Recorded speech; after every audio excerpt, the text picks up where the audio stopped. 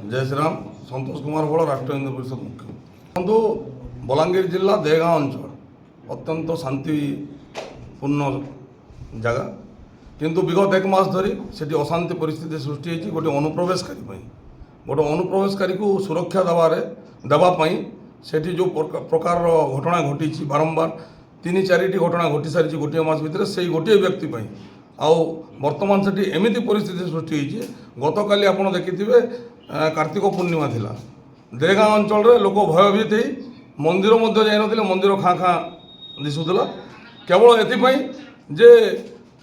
विगत दिन में गोटे अनुप्रवेशकारी से जिला प्रशासन और पुलिस प्रशासन तांकर जो अवहेला नीति सेठी जो परिस्थिति सृष्टि होती सेठी खंडा बंधुक बुलवा आरंभ करी विभिन्न प्रकार एमती परिस्थिति सृष्टि है किंतु सेठी से घटना किसी लोक गिरफ हेले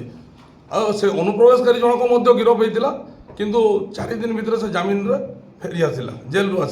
आसिला पर से पुणी जो प्रकार मंतव्य जनसाधारण सामने रखिला ताकू नहीं कि विभिन्न प्रकार घटना घटी जाइए सेठी अशांतिकर परिस्थिति सृष्टि होती हिंसाजनक परिस्थिति सृष्टि होती लज्जा लगुच आज्ञा गोटे अनुप्रवेशकारी को आम सुरक्षा दौचे अपरपक्ष ताकू जी विरोध करुचे केंद्र सरकार और राज्य सरकार कहते अनुप्रवेशकारी मान चिन्हट कर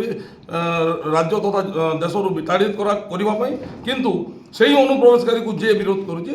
जेल को जाऊँ लज्जा लगे कथा से नवेदन जिला प्रशासन को पुलिस प्रशासन को से अनुप्रवेशकारी बांग्लादेशी लिंक को तदंत परिसरभुक्त करा पैसा कौटू फंडिंग होची से देश विरोधी कार्य लिप्त अच्छी आज्ञा आम कही निश्चित रूप से चैलेंजर सहित कहूँ से देश विरोधी कार्य लिप्त अच्छी 2 वर्ष तले जो लोक भड़ा घर रोला आज देगाँव अंचल जी संपत्ति से कर सारी पैसा कौटू अच्छे लिंक ना तार तदंत कर आवश्यकता रही 2 वर्ष तले तार जड़े परिवार सदस्य ताकू मारणांतक आक्रमण करता से लोक कहीं गिरफ करागला ना एवं से लोक कहीं सामना को आसला ना कौन पर हत्या कर उद्यम कर तार भी तदंत कर आवश्यकता रही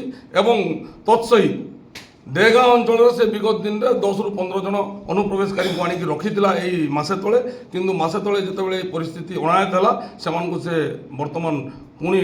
पठे देछि निज स्थान को एवं से जो एठी रही जो कार्यकलाप लिप्त रही तदंत कर आवश्यकता रही।